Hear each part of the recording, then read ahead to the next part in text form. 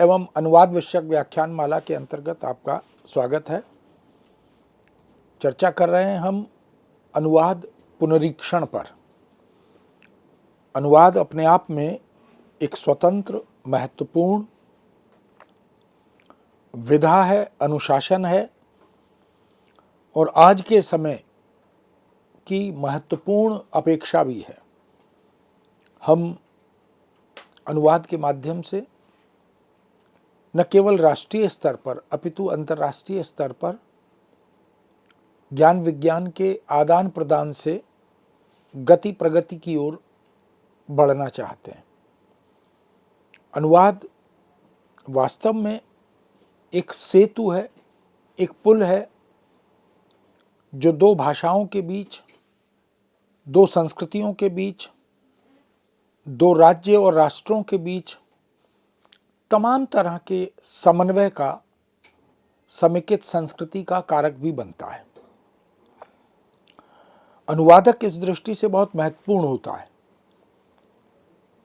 और यदि अनुवादक अपात्र हो, अयोग्य हो या उसे विषय की और भाषा की समझ ना हो, बोध ना हो, तो निश्चित है उसके द्वारा किया गया अनुवाद बहुत संतोषजनक नहीं होता और सबसे बड़ी समस्या है कि अर्थ का अनर्थ कर देता है। इसीलिए जब हम सेतु की परिकल्पना करते हैं, पुल की परिकल्पना करते हैं, तो कहते हैं कि ये सेतु सशक्त होना चाहिए और अपने उद्देश्य तक पहुंचने और पहुंचाने का काम करने वाला होना चाहिए।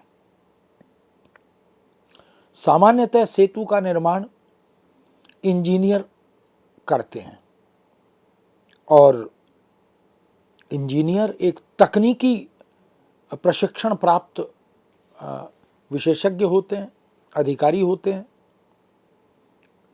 और जब हम सेतु के निर्माण की परिकल्पना करते हैं तो उसमें जो निर्माण के तत्व या पदार्थ अपेक्षित होते हैं, आवश्यक होते हैं, उनका विशेष रूप से ध्यान रखा जाता है कि उनकी क्वालिटी, उनका स्तर अच्छा होना चाहिए, पुल मजबूत बनना चाहिए और उसकी आयु सुदीर्घ होनी चाहिए, लंबी होनी चाहिए। अनुवाद रूपी सेतु का जो निर्माता है वो अनुवादक इंजीनियर है, यानी अनुवाद करने वाला जो अधिकारी है। जैसे इंजीनियर विशेष योग्यता अर्जित किए होता है, ऐसे ही अनुवादक भी विशेष योग्यता का अधिकारी होता है, होना चाहिए। यदि इंजीनियर बहुत ईमानदारी से काम ना करे, निष्ठा से काम ना करे और वह सीमेंट कम कर दे या लोहा कम कर दे तो पुल का विध्वंस होता है, खंडित होता है और उससे बहुत सारे सामाजिकों की हानि भी होती है, अहित भी होता है। अनुवाद के क्षेत्र में भी बहुत से अनुवादकों ने निष्ठा के अभाव में, समर्पण के अभाव में और एक जो संकल्प शक्ति है उसके अभाव में जो अनुवाद किए, यह नहीं सोचा कि अनुवाद जनहित, लोकहित, राष्ट्रहित का कार्य है। वह देश विदेश में, पूरे विश्व में सात्विक भाव से जोड़ने का, संबंध स्थापित करने का कार्य है। अनुवाद के माध्यम से स्रोत और लक्ष्य भाषा के बीच में एक भावनात्मक रिश्ता भी बनता है। उन दोनों भाषाओं के पाठकों के मध्य भी एक समेकित संस्कृति निर्मित होती है।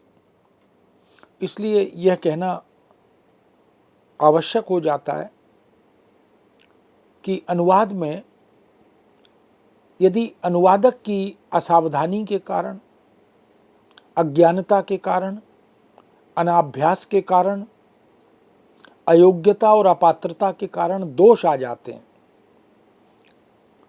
तो वह बहुत चिंताजनक स्थिति पैदा करते हैं। उसी से अनुवाद और अनुवादक समाज में अपयश के भागी बनते हैं। इसीलिए अगर अपात्र व्यक्ति अनुवादक हो जाए और उसमें दोष आ जाएं, तो पुनरीक्षक को उन दोषों के निवारण का दायित्व दिया जाता है। वस्तुतः ये दोष अनुवाद विधा के नहीं होते, जबकि इस अपयश का भागी ये अनुवाद अनुशासन बन जाता है। आक्षेप आरोप अनुवाद पर लग जाते हैं, अनुवाद पाप है, अनुवादक प्रवंचक है, अनुवाद असंभव है, इस तरह की बातें। लेकिन ये सब किसी अपात्र और अकुशल अनुवादक के कारण होता है। इसीलिए अनुवादक को प्रवंचक कहा भी जाता है, जो छल करता है, जो धोखा करता है। क्योंकि पाठक की, लक्ष्य भाषा के पाठक की अपेक्षा अनुवादक से यह रहती है कि वह स्रोत भाषा में उपलब्ध पाठ को यथावत अक्षुण्ण रूप में उस तक पहुंचाए, अंतरण करे। कुछ सीमाएं अनुवाद विधा की है, भाषा की है, संस्कृति के अंतरण की है, वहां तक ठीक है। किंतु यदि अनुवादक समर्पित ना हो, निष्ठावान ना हो, भाषा का विद्वान ना हो, विषय का बोध ना रखता हो और फिर भी अनुवाद करे, तो निश्चित रूप से वह प्रवंचना है। और ये प्रवंचना कई कई स्तरों पर देखी जाती है, रचना और रचनाकार के साथ, पाठकों के साथ, सैद्धांतिकी के साथ। इसलिए हम इस वाक्य को पूर्णतः उचित तो नहीं मानते कि अनुवादक प्रवंचक होता है, लेकिन यदि अपात्र अनुवादक हो और अर्थ का अनर्थ कर दे तो निश्चित रूप से ये चिंता का विषय बनता है। इस तरह के अपात्र अनुवादक ही पूरी अनुवाद जाति को, अनुवादक समुदाय को अपयश का भागी बना देते हैं, जबकि वस्तुतः सर्वत्र ऐसा नहीं होता। बहुत से अनुवाद इतने लोकप्रिय हो जाते हैं कि मूल से अधिक उनकी पठनीयता बन जाती है। स्वाभाविक है, समाज में कहा जाता है कि एक मछली पूरे तालाब को गंदा कर देती है। यदि कुछ अपात्र, अयोग्य, असमर्थ अनुवादकों ने ऐसे बेहुदे या बेसिर पैर के अनुवाद किए हैं जिसमें बोधगम्यता नहीं है, जिसकी पठनीयता ग्राह्य नहीं है, अनुदित सामग्री को पढ़ने के लिए भी मूल को देखना, समझना आवश्यक प्रतीत होता है, या उसके लिए भी फिर कोश की शरण लेनी पड़ती है, तो ये वास्तव में किसी भी तरह श्लाघ्य या प्रशंसनीय नहीं हो सकता। उसकी निंदा होती ही है और होनी भी चाहिए। अनुवादक के मस्तक पर, पूरी अनुवाद जाति के मस्तक पर इस तरह के अनुवाद कलंक लगा देते हैं। ऐसे अनुवादकों ने अर्थ के अनर्थ किए, अनेक दोष पैदा कर दिए, त्रुटियां पैदा कर दी, और तभी पुनरीक्षक मूल्यांकन की आवश्यकता भी पड़ी। वरिष्ठ अधिकारी जो भाषा का, राजभाषा का, अनुवाद का, विषय वस्तु का ज्ञाता है, वह तो अनुवादक द्वारा किए गए इस कार्य की त्रुटियों का दोष निवारण कर लेता है, अपनी जिम्मेदारी का अनुपालन करता है। किंतु यदि ऐसा नहीं हो पाता तो अनुवाद के चारों तरफ आसपास अनेक चुनौतियां आ जाती हैं और अनुवादक पर बहुत सारे प्रश्न चिन्ह लगने लगते हैं। इसलिए अनुवाद अत्यंत श्रम और साधना साध्य कार्य है। इसे बहुत सहजता से नहीं लिया जा सकता, बहुत चलताऊ ढंग से नहीं लिया जा सकता। यह तलवार की धार पर दौड़ने का दुष्कर कार्य है, और तलवार की धार पर दौड़ने के लिए एक संतुलन चाहिए, एक सावधानी चाहिए, एक साहस चाहिए।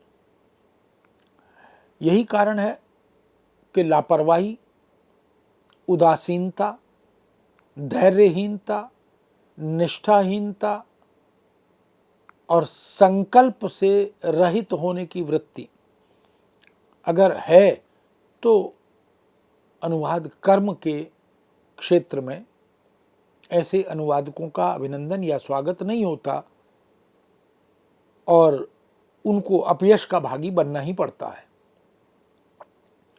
कह सकते हैं कि अनुवाद एक ऐसी विधा है जिसमें सिर से पैर तक, पांव तक डूबना अत्यंत आवश्यक है। अनुवादक वही पार लगता है जो विषय में, अनुवाद की प्रक्रिया में, शब्दों की साधना में, सांस्कृतिक मूल्यों की या स्थितियों की अवधारणा को आत्मसात करने में जो निमग्न हो जाता है वही न्याय कर पाता है। इसलिए तरने के लिए, पार लगने के लिए या सिद्धहस्त घोषित होने के लिए अनुवाद की वस्तु में डूबना अत्यंत आवश्यक है। जो अनुवादक चलताऊ ढंग से या लापरवाही से या ऊपर ऊपर तैरते हुए काम करते हैं, वस्तुतः वो डूब जाते हैं,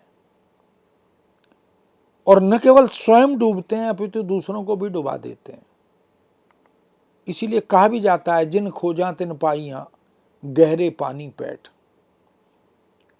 अनुवाद एक ऐसी ही विधा है जिसकी गहराई में, जिसकी तलहटी में उतरना अनुवादक के लिए अत्यंत आवश्यक होता है।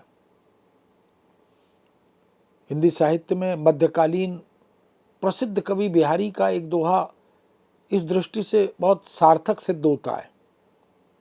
तंत्रिनाद कवित्त रस सरस राग रतिरंग, अन बूढ़े बूढ़े तरे जे बूढ़े सब अंग।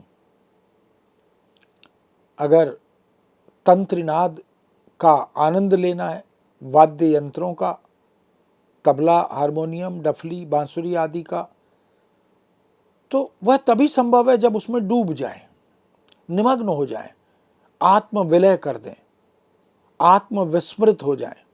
तभी हम वाद्य यंत्रों का, संगीत के उपकरणों का आनंद ले पाते हैं, गायन का आनंद ले पाते हैं। और यदि हम उसमें पूरी तरह डूबते नहीं हैं, निमग्न नहीं होते हैं, आत्म विलय नहीं करते हैं, तो फिर हम उसका आनंद नहीं ले पाते। यही स्थिति कविता की भी है। काव्यानंद को ब्रह्मास्वाद सहोदर कहा जाता है, और ब्रह्मास्वाद के लिए, ईश्वरीय भक्ति के आनंद की प्राप्ति के लिए आत्म विलय अत्यंत आवश्यक है, क्योंकि अपनी मैं को, अपने अहंकार को छोड़ना पड़ता है। इसलिए काव्यानंद के लिए हमें, कविता के रस की प्राप्ति के लिए, रसास्वाद के लिए हमें उस कविता में डूबना पड़ता है। तभी हम उसके मूलार्थ को, निहितार्थ को ग्रहण कर पाते हैं। सरस राग, अगर राग रागिनियों का आनंद लेना है, राग मल्हार गाने से वर्षा हो जाती है, राग दीपक गाने से दिए जल जाते हैं। ये जो साधना है संगीत की, ये जो तपस्या है संगीतज्ञ की, ये इस बात का प्रमाण है कि वह उसमें इस कदर खो जाता है, डूब जाता है कि उसे अपनी सुध बुध भी नहीं रहती। यही अपेक्षा है। और रति रंग यानी संबंधों का आनंद, किसी भी प्रकार के संबंध हो, मैत्रीय संबंध हो, मित्रता हो, पारिवारिक संबंध हो, सामाजिक संदर्भ हो, राष्ट्रीय संदर्भ हो, अंतर्राष्ट्रीय संबंध हो, अगर उनमें एक निष्कपटता नहीं है, निष्पाप संबंध नहीं है, उसमें निमग्न होने की संभावनाएं नहीं है, डूबने की स्थितियां नहीं है, तो फिर वो संबंध बहुत कालजयी नहीं होते, बहुत दूर तक नहीं जाते। इसलिए संबंधों का भी आनंद लेना हो तो उनमें डूबना अत्यंत आवश्यक होता है।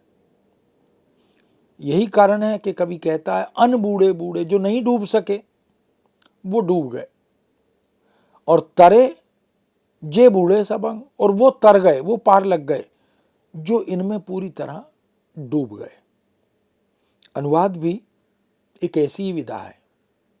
यदि अनुवादक उस विषय में डूबता नहीं है, उस भाषा को आत्मसात नहीं कर पाता, तो वह अनुवाद के साथ न्याय नहीं कर पाता। इसीलिए अनुवाद करते हुए अनुवादक को अपनी बड़ी महत्वपूर्ण भूमिका का ध्यान भी रखना होता है, निर्वाह भी करना होता है। अन्यथा अनुवाद के साथ बहुत सारी समस्याएं जुड़ जाती हैं। अनुवाद वास्तव में एक विडंबना की विधा तो है। विडंबना यह है कि मूलवत वह हो नहीं सकता, क्योंकि जैसा कि नामकरण है, अनुवाद एक अलग विधा है, एक अलग अनुशासन है। तो मूल और अनुवादक का यह भेद तो आद्योपांत रहता ही है, रहना भी चाहिए। इसलिए मूलवत अनुवाद नहीं हो सकता। यथासंभव मूल के निकट पहुंचने की प्रक्रिया का निर्वाह अनुवादक करता है, प्रयत्न करता है। यदि मूल से बेहतर अनुवाद कर दिया जाए तो वह भी एक समस्या है, क्योंकि उसकी अनुमति नहीं है। सैद्धांतिक दृष्टि से हम किसी भी रचना या रचनाकार को जो वो है उससे बेहतर बना दें अपनी दृष्टि में, तो अनुवाद उसकी अनुमति नहीं देता। मूल से कम बेहतर करने का अधिकार भी अनुवादक के पास नहीं है। कोई भी मूल रचना और रचनाकार ये क्यों चाहेगा कि उसे हीन धरातल पर ले जाया जाए।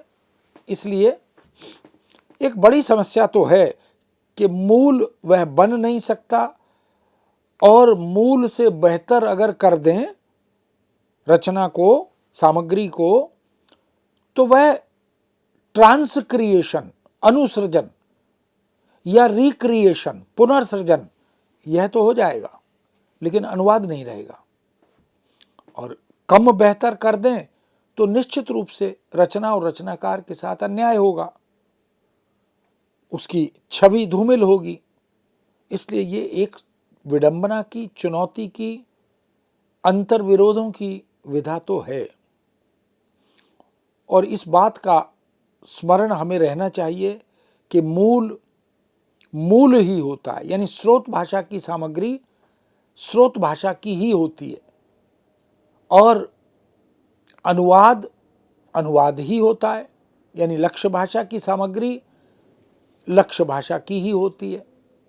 दोनों के पाठक अलग होते हैं, दोनों के ग्राहक सामान्यतः अलग होते हैं, दोनों की व्याकरणिक व्यवस्था सामान्यतः अलग होती है, और बोधगम्यता, संप्रेषणीयता कितनी सशक्त हो तो भी कुछ अंतर तो रहता ही है। दोनों की स्वतंत्र और पृथक सत्ता है, और रहनी भी चाहिए। क्योंकि अनुवाद कर दें, हम कालिदास की या शेक्सपियर की रचनाओं का अनुवाद करें, तो कालिदास का साहित्य और शेक्सपियर का साहित्य तो यथावत पूर्ववत रहेगा ही, रहना ही चाहिए। अनुवाद ऐसा नहीं हो सकता कि उनकी पठनीयता समाप्त हो जाए या उनका अस्तित्व प्रश्न चिन्हित हो जाए। फिर हम भाषिक प्रकृति की भिन्नता के रहते हुए भी उसे मूलवत बनाने की अपेक्षा क्यों करते हैं। हम जानते हैं कि भाषा की प्रकृति अलग है, स्रोत भाषा और लक्ष्य भाषा की शैली अलग है, व्याकरणिक व्यवस्था अलग है, ग्राहक की मानसिकता और पात्रता अलग है।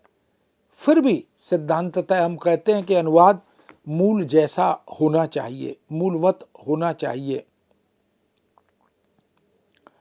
अनुवाद के साथ और अनुवादक के साथ वस्तुतः है तो ये अन्याय कि जो असंभव है उसे संभव बनाने का दायित्व हम अनुवादक को दे देते हैं। किंतु सच ये है कि अनुवाद वह होना चाहिए जो अनुवाद न लगे। यह भी विडंबना का ही एक रूप है, यानी कोई विधा ऐसी हो जो हो तो लेकिन वो लगे ना। इसलिए अनुवादक से बहुत सी आशाएं, अपेक्षाएं, उम्मीदें, ये असंभव को संभव बनाने वाली व्यवस्था में, समाज में होती हैं। हम ये भूल जाते हैं कि जो बात धर्म में है वो रिलीजन में नहीं है। भारत में, भारतीय संस्कृति में धर्म को सर्वोच्च महत्ता दी गई है।